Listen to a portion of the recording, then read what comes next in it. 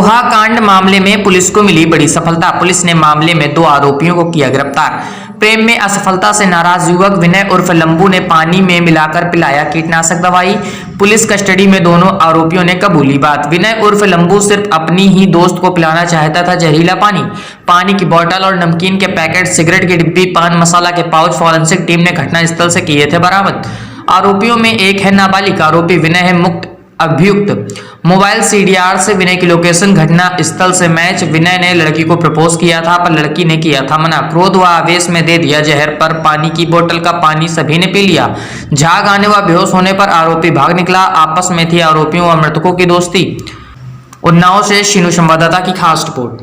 थाना सोहा के गांव बबरुआ में पुलिस को सूचना प्राप्त हुई थी कि 2 बच्चियां संदिग्ध अवस्था में अचेत हुई हैं और एक बच्ची की सांस चल रही है। मौके पर पुलिस ने पहुंचकर उन्हें तत्काल अस्पताल भेजा था और वहां से 2 बच्चियां सीएचसी में ब्रॉड डेड हुई थी। एक बच्ची की सांस चल रही थी जिसे जिला अस्पताल और बाद में कानपुर के एक अस्पताल में रिफर किया गया।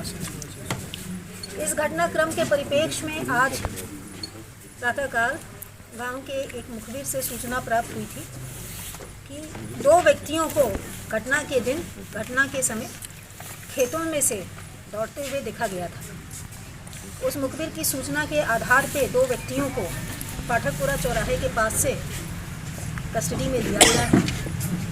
इनमें से एक का नाम विनय उर्फ लंबू है और दूसरा उसका सहयोगी नाबालिग है जिसका नाम मैं अभी ले नहीं रही और हम काल्पनिक नाम उसको दे सकते हैं कोई।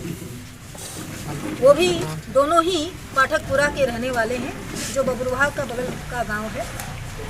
विनय उर्फ लंबू का खेत इन बच्चियों के पैतृक खेत से सटा हुआ है और वह नित्य प्रतिदिन इन खेतों पर खेत की रखवाली करने, पानी चढ़ाने, घास निकालने इत्यादि के कामों से आता था और लॉकडाउन के समय से उसका इन लड़कियों से परिचय हो गया था। कड़ाई से पूछताछ करने के उपरांत विनय के द्वारा पूरे घटनाक्रम का खुलासा किया गया है। उसके द्वारा कन्फेशन किया गया है। उसके कन्फेशन के मुताबिक लॉकडाउन के समय से उसका इनमें से एक बच्ची के साथ अच्छी दोस्ती हो गई थी। तीनों बच्चियां एक साथ खेतों पर अपने काम से जाती थी, चारा काटने के लिए और लकड़ी बटोरने के लिए जाती थी। उसे इनके दिन प्रतिदिन की क्रियाओं के बारे में मालूम था। वो भी उस हिसाब से अपने खेत पर जाता था। खेतों पर ही बैठ के दोनों आपस में बात करते थे। धीरे धीरे विनय को उस बच्ची से प्रेम हो गया और इसका उसने इजहार भी किया। उसने बच्ची से उसका फ़ोन नंबर भी मांगा। लड़की द्वारा अपना फ़ोन नंबर देने से मना कर दिया गया और इससे प्रेम के इजहार को भी नकार दिया गया, जिससे रुष्ट होकर उसने पहले उस पर दबाव डालने की कोशिश की कि वो बार बार प्रपोज़ल देने से संभवतः या चिट्ठी भेजने से संभवतः लड़की स्वीकार कर लेगी। लड़की द्वारा अपना नंबर देने से मना करने के उपरांत ईर्ष्यावश उसके द्वारा ये घटना कारित की गई है। उसके घर में मौजूद खेती के काम में इस्तेमाल होने वाले कीटनाशक को उसके द्वारा पानी की बोतल में मिलाकर रखा गया था। कुछ नमकीन उसने अपने इस सहयोगी नाबालिग लड़के को भेज के मंगवाया था। लड़कियां भी दुकान से उस दिन जो गांव की एक दुकान है वहां से कुछ नमकीन खरीद कर गई थी। इन लोगों ने विनय के खेत के पास में बैठकर नमकीन साथ में खाया, काफ़ी देर गपशप की और उसके बाद विनय ने पानी की उस बोतल को अपनी उस दोस्त लड़की को दिया। लड़की के पीने के बाद उसकी दोनों बहनों ने भी छीनकर वो पानी पिया।